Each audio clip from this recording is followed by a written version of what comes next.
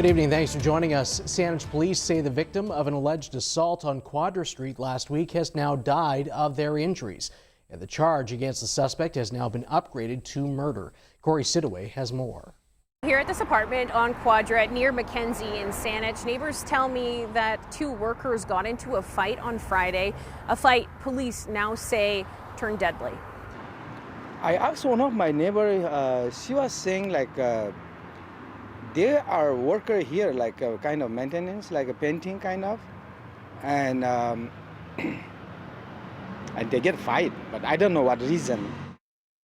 30-year-old Suleiman Budak was arrested at the scene, initially charged with aggravated assault, but after the victim, Marek Kutbay, died in hospital, Saanich police upgraded the charge to murder. First-degree murder, to be specific, the most serious homicide classification applied to killings police believe are planned and deliberate. As to the relationship between the suspect and the victim, police wouldn't confirm any further other than saying the two were known to each other. The Canadian Turkish Educational Cultural Foundation says the victim, Kutbay, was a Turkish national. They're trying to raise money to fly his body back to Turkey to his family, calling his death on the phone with me today horrible. Budak remains in custody, and it appears to be his first-time offense that he's been charged with. No other registered charges yet in British Columbia. And then there's what we don't know, what evidence police might have that they feel might establish intent, something that's necessary to prove first-degree murder charges in court. We also don't know ultimately how the victim died and Budak's plea, whether it'll be guilty or not guilty.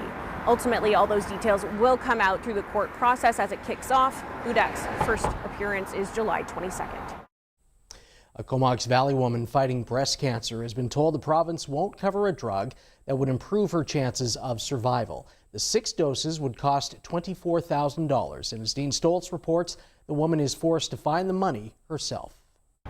47-year-old Jennifer Beharrell's life took a dramatic turn for the worse after a visit to a doctor in May. So I found a lump on May 23rd. On June 5th, they did a biopsy and they confirmed on June 9th that I had a rare, aggressive type of cancer. The diagnosis was inflammatory HER2 positive breast cancer and a rapidly growing tumor in her left breast. And then when I saw the surgeon, they confirmed that it was actually 6 centimeters. And since then, it's grown to 6 inches. Every day, I can feel it growing. She says due to it being inflammatory cancer, it could spread if a mastectomy is done first, so her team of doctors want to do chemotherapy first. One of the drugs she needs to increase her chances of survival is pertuzumab, which would give her an 80+% chance of a complete recovery. Without it, her chances drop to 20%. But she found out this week that the province of BC has denied funding for that drug. Obviously, it was devastating. I felt confident that this was going to give me the best chance. I think it's just an absolute shame. Beverly Wood is Jennifer's best friend. We're watching a lot of money leave this country for foreign aid, and we're bailing out developers and we're hosting things like FIFA, but the very people that are footing those bills, the taxpayers, can't get help when their life is on the line. Important to note is the cost of the drug, not expensive at all in the whole provincial healthcare scheme of things. 6 doses at $4,000 each for a total of $24,000. Money Jennifer doesn't have, but surely the government does, she says. I'm trying not to go too much down a rabbit hole, but with all the money that's wasted in this province, I've been paying taxes since I was 14 years old. What's $24,000? The Ministry of Health says it was still working on a response to our questions at our deadline today. The good news is that since our interview, Jennifer has been able to obtain 60% of the funding through the OnCare Roche Patient Assistance Program. Her friend has also set up this GoFundMe to help cover some of the costs. But Jennifer says the province shouldn't make it so hard for people who need life-saving drugs. I'm absolutely desperate, and I'm trying anything I can. And this is not just for me. Even if it doesn't help me, maybe it'll help somebody in the future. Fraser Valley Regional District has upgraded an evacuation alert to an order north of Boston Bar, triggered by a second out-of-control wildfire burning nearby. The Ainsley Creek wildfire on the east side of the Fraser River is now 117 square kilometers in size, while the Brunswick Creek blaze that triggered previous evacuations has grown to more than 26 square kilometers. The province says hundreds of homes nearby are now on evacuation orders and alerts, while Highway 1 through the region has been shut down. Well, the cause of two brush fires near military housing in Esquimalt last night are under investigation. They happened near McLaughlin Point, leaving some residents on edge tonight, fearing the fires were intentionally set. Ollie Herrera has more. On Gulf Hill, near McLaughlin Point, CFB Esquimalt firefighters are still scanning the ground, looking for any remnants from two brush fires last night. This one here was the largest of the two, according to the fire chief. Found two fires, one smaller than the other, the largest fire approximately 200 feet by 50 feet. Crews also responded with the Esquimalt Fire Department, who was a mutual aid partner with us. The fires were found about 100 meters apart from each other, one at the end of the road down a walking path, the other larger fire near the coastline. This is just one of several times fire crews have been out checking for flames or hotspots since the fires were first reported just after 10 last night. I ran to the house directly ahead of the fire to notify them, terrifying them because I'm banging and ringing the doorbell, and then they realized there was a fire directly behind their house. Emily Mayer was in the right place at the right time, calling 911 after she saw the fire growing from her driveway. All three of my kids were sleeping. I ripped them out and shoved my cats in a crate and the dog and threw them, everyone in the car, just so that they were all in one location. But yeah, that was a whirlwind. Mayor and some other neighbors CHEK News spoke to say they've heard the fires may have been intentionally set. Definitely some fear, anxiety, concerns running around. The fire chief isn't confirming a cause or if the fires are suspicious. There isn't anything that's suspicious in nature at the moment. The fire is under investigation. We have our CFB Esquimalt fire investigators reviewing the fire and with the military police, and nothing has been found yet. The chief says the fires were at a level 2 with flames roughly 1 to 2 feet high, and they fortunately didn't spread to any trees. While the investigation is ongoing, the base chief is issuing a reminder. And people need to be very cautious of what they're doing. Everything's dry, can lead to bigger fires. Fire crews will be on site over the coming days as they continue scanning for any hotspots. One of 4 survivors rescued after a fishing charter boat sank off Richmond 10 days ago has died in hospital, raising the suspected death toll to 7. RCMP are still working to recover the remains of 6 others. Here's Michelle Gassoub. The deadly boat sinking in the Georgia Strait 10 days ago has claimed another life. Richmond RCMP confirmed one of the 4 people rescued when the charter vessel sank has died in hospital. They say she was a 28-year-old Chinese citizen living in Seattle. Police are also sharing the ages of the 6 people presumed drowned, all in their 20s and 30s. And while RCMP have now located the vessel, they have yet to recover any remains. So too deep for divers. They looked around the seabed around the boat. They didn't see any bodies at this time. The boat is resting on the ocean floor 153 meters below the surface. Waters so deep, RCMP have deployed a remote underwater vehicle to investigate the wreckage. At 1,000 feet of water, the water pressure pushing on that joint, we call that end load. Jeff Heaton is president of Newtco Research, which specializes in deep diving submersibles. He consulted RCMP on the case and says powerful currents will make the next step, entering the vessel, challenging. It's going to be difficult to enter that, to enter the cabin. You can certainly break windows. Doors will likely be closed.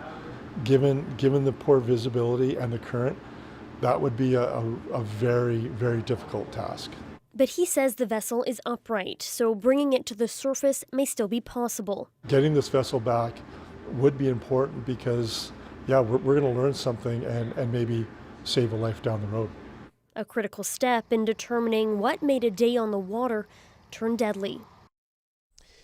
The RCMP's Marine Operations Group releasing video of a rescue in the Burrard Inlet Sunday. The team was responding to a call for an overturned canoe. Officers found 11 people, several of them young, clinging to the side of the boat. All 11 were pulled to safety, suffering from exposure to cold water, but with no other major injuries.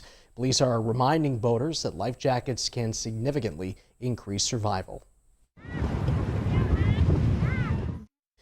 The Nanaimo Dragon Boat Festival that was set for this weekend has been canceled, with organizers putting the blame on the FIFA World Cup. They say the tournament forced other events to change their dates, and this would have landed 2 dragon boat events back-to-back in the harbor city.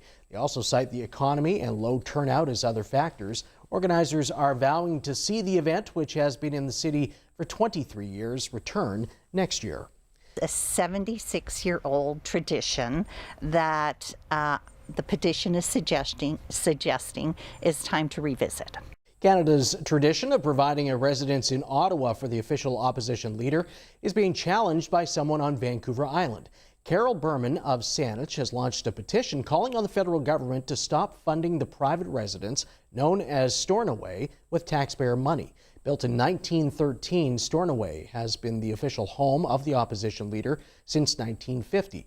Berman says she is concerned about government spending and would rather see taxpayer dollars go somewhere else. Can we build bridges or transmission lines or buy an MRI machine? I don't want to fund an old mansion. I think really in any democracy, this is the kind of conversation we should be having. Is that where we want to spend our money? According to a 2021 report by the National Capital Commission, Stornoway needs a $1.25 million investment over the next decade to address deferred maintenance. Berman says her petition has nothing to do with the current opposition leader or any party politics. Well, the team at the Marine Education and Research Society are pretty excited about a rare sighting of a long-beaked common dolphin. The mammal was spotted northwest of Vancouver Island this month. Researchers say it's unusual for these dolphins to be spotted north of California. Although its presence may coincide with warm water conditions, experts say this one appears to be a juvenile. I'm Ed Bain. Your full island forecast is on the way, but first, here's a look at weather around the world. Sunny and warm in Spain as Barcelona hit 32. Over in Ireland, Cork hit 25 in a mix, and sunny and hot in Taiwan at 34 degrees. Weather around the world is brought to you by ComSense Cabinets. Designed for your space, built for your life.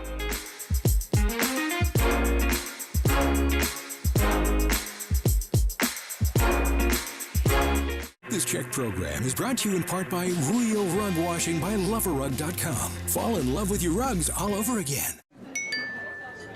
Charlie's having a friend over. Aww. Yo, we brought chips. Just a few more kids. Enjoy.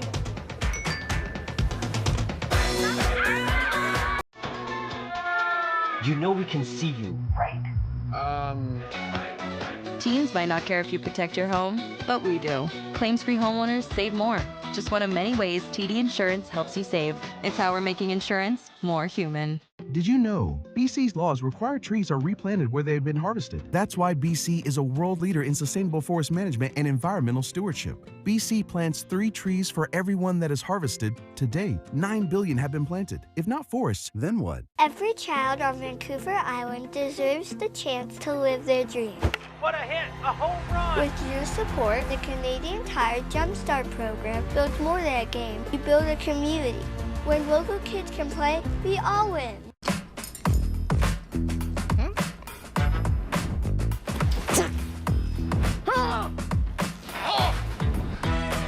Cheerios Protein.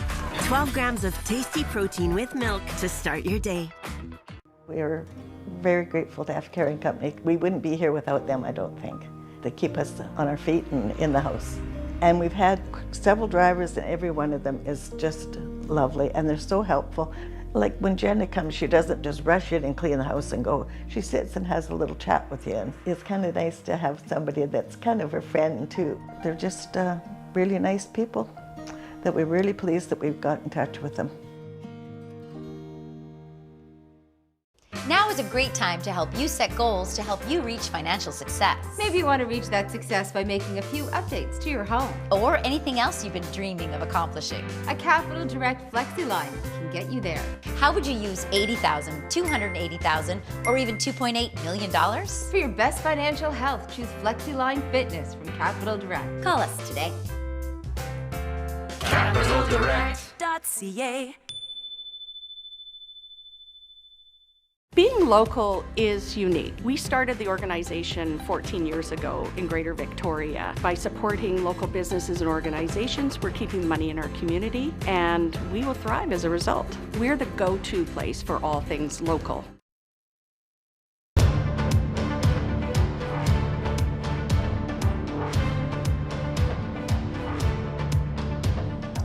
Welcome back. Well, an international crackdown of organized crime based in India has some business owners in BC breathing a sigh of relief. Dozens of alleged gangsters have been charged for things like murder, drug trafficking, and extortion.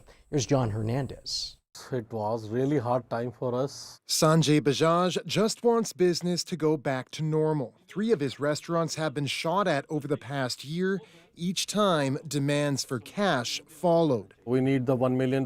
If you are giving to us in 2 days is good. Otherwise, you are responsible to your family and everything. Bajaj is among many people in Surrey celebrating sweeping arrests targeting organized crime based in India.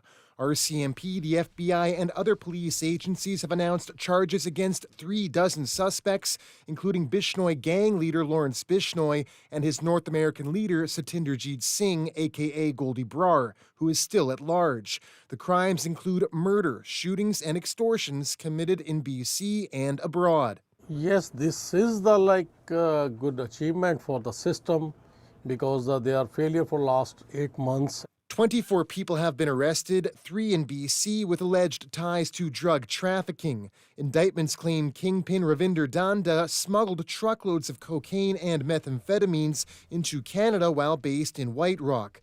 None of the allegations have been proven in court yet. The shocking news was there are people who looks like same you and me. And they were involved in this type of things, and they're local businessmen, and they're transporting drugs for the syndicate. Community advocate and radio host Gurpreet Sahota says there's a palpable feeling of relief in Surrey. Still, he wants more people to speak out. There are people in the community who knows things, who knows these people who are hiding, and they should come up front. And this is about our public safety as a whole community, and our image is at the stake. But for victims like Sanjay Bajaj, he fears the people who threatened his family are still out there. We don't know. We don't know the face. No? Anxiety and cautious optimism for a community facing violence for years. I think it's over. I don't want to deal with them anymore. They're scum. You know what scum is? They're scum. They're sick people. At the NATO summit in Ankara, U.S. President Donald Trump declared the fragile ceasefire with Iran effectively over and warned of harsher retaliation if attacks on commercial shipping continue. U.S. airstrikes hit dozens of targets across Iran after Tehran targeted shipping in the Strait of Hormuz. Iran also launched missiles and drones toward Bahrain, Kuwait, and Qatar. The renewed fighting has raised fears of a broader regional conflict. Well, after meeting with NATO leaders in Turkey, Prime Minister Mark Carney has arrived in Saudi Arabia for the first visit by a sitting Canadian Prime Minister in 26 years. Carney's goal is to strengthen Canada's economic and security ties with the Gulf nation.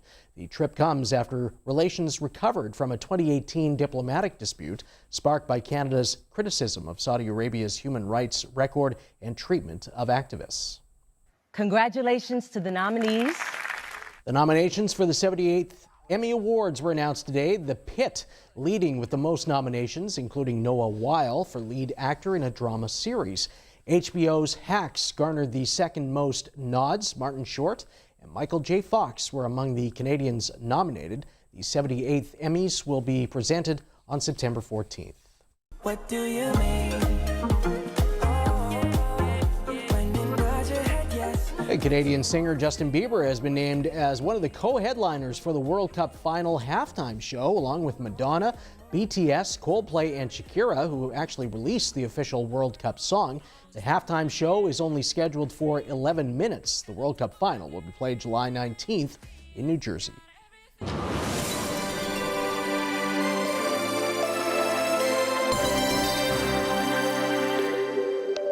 Ed Bain. Here is your extended forecast with a few showers showing up for the North Island again. We have that low pressure just sort of spinning in a couple of weak systems. So showers tonight and again tomorrow, 15 for the high for the North Island. A few breaks of sunshine in for Friday, back into solid cloud on Saturday at 14 degrees, and then some sunshine out for Sunday before the showers return on Monday and Tuesday. Temperatures up a little bit for Monday at 18 and then back to 16 for a high on Tuesday.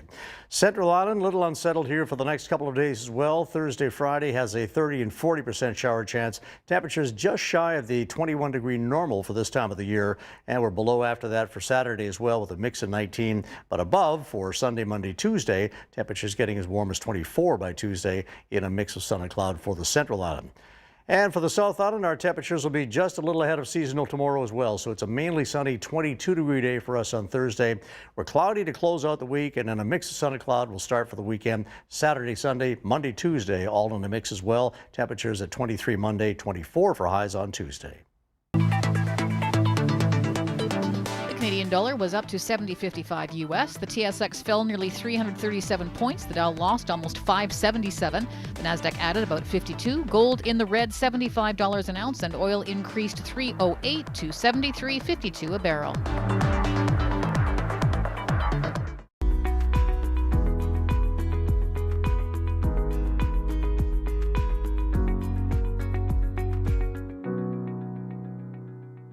I almost didn't come in.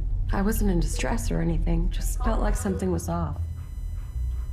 There were so many patients in the ER that looked worse than me, but they ran all the tests anyway. One of the nurses noticed something. It turned out to be the start of a heart attack. Clear. We got a pulse. I didn't realize it was an emergency. Thankfully, the nurse is dead.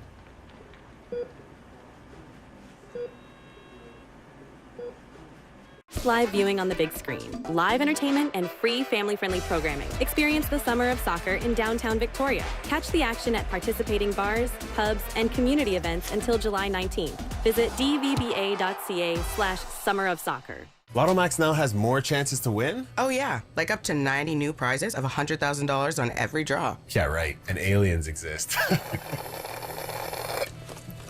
Believe it. It's the Jeep 85-year celebration event. 85 years of daring to ask, what if? Like, what if we didn't sacrifice capabilities for comfort? Or what if nothing on the road ahead could hold us back?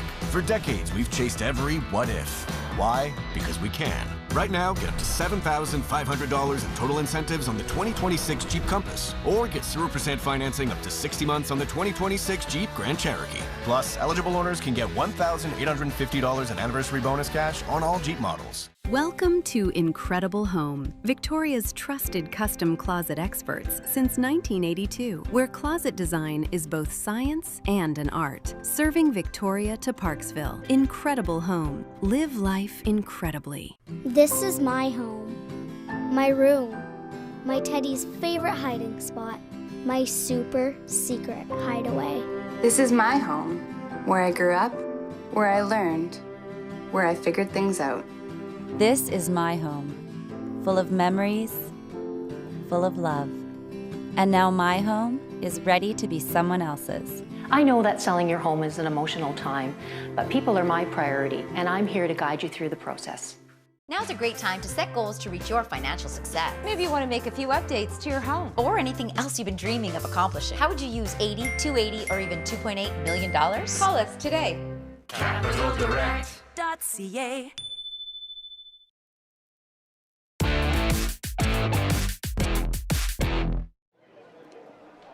Swing and a drive. Victoria Harbour Cats hosting the Bend Elks in the second game of their series, and Logan Shepherd with his second home run, giving the hosts a 2-0 lead in the third. The Cats got two more in the sixth after driving in a run. Tristan Buring scores on a Brian Bradshaw single. Cats win tonight 5-0. We've got full highlights with Harbour Cats in 30 at the bottom of the hour. Runner breaks for third, and here comes the throw, and that's going to result in a run. In Edmonton, a throwing error to third allows Zaya Chang to open the scoring for the Nanaimo Night Owls tonight against the Riverhawks. 2-1 Edmonton in the 7th when Clark Spring hits a ground rule double down the line. Jacob Hayes scores and the Night Owls tie it. But in the bottom half of the inning, the Riverhawks get a leadoff triple from Shiryu Sato, who would score on a sac fly, and that's the winning run in a 3-2 decision for Edmonton.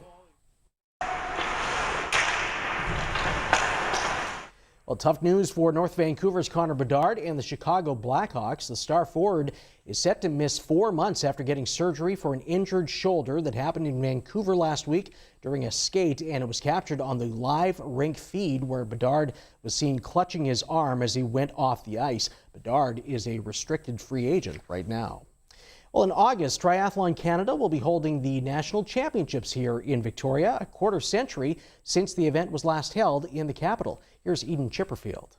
It's near perfect conditions at Clover Point in Victoria, unless, of course, you're trying to do an interview while battling the wind. One of the most beautiful places I can imagine doing a triathlon. Thankfully, Victoria triathlete Liam Donnelly lets his hard work do the talking, and he will be able to compete in his own backyard when Victoria hosts Triathlon Canada's National Championships in August. We're really, really excited to have everyone come to Victoria and be a part of this here. We've been working for several years to get this project off the ground. We finally found a course that works, and we're so thrilled to be able to have everyone come see what Victoria is all about. Competitors will swim in the ocean, then bike and run along scenic Dallas Road, where the championship event will include more than 120 elite athletes from across Canada. Our high performance program is elite national championships, so our athletes are busy qualifying in the next 2 weeks at regional events in Toronto and Magog to secure a spot on the start list to race for that top title in the country. The format will deliver 2 action-packed days with the top athletes and Olympic hopefuls pushing themselves to new heights. They'll do a relay on the second day, which is teams of 4 athletes doing a full triathlon each, and it's super fast paced and high energy, and it'll be absolutely amazing to be down there to watch them go head to head in this format. Regardless of age or ability, everyone is welcome, with mixed relays, a super sprint race, and even a free kids race. Both Liam and Rachel agree one of the best parts of the sport is the community. I've never talked to a triathlete who wasn't immediately addicted to the sport. It's so much fun, and the community is amazing. It's I think the coolest thing about triathlon is that no matter how old you are or what your ability level is, there's a spot for everybody on the start list. The event will go August 22nd and 23rd. Registration is now open. Looking forward to that. Kind of weird, no FIFA World Cup games today, but the quarterfinals begin tomorrow with France taking on Morocco in Boston. That's our show tonight. Thanks so much for watching. Have a great night.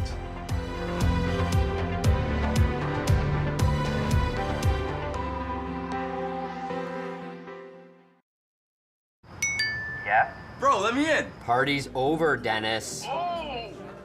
Sorry, Mr. C. Teens might not care if you protect your home, but we do. Claims-free homeowners save an average of $20.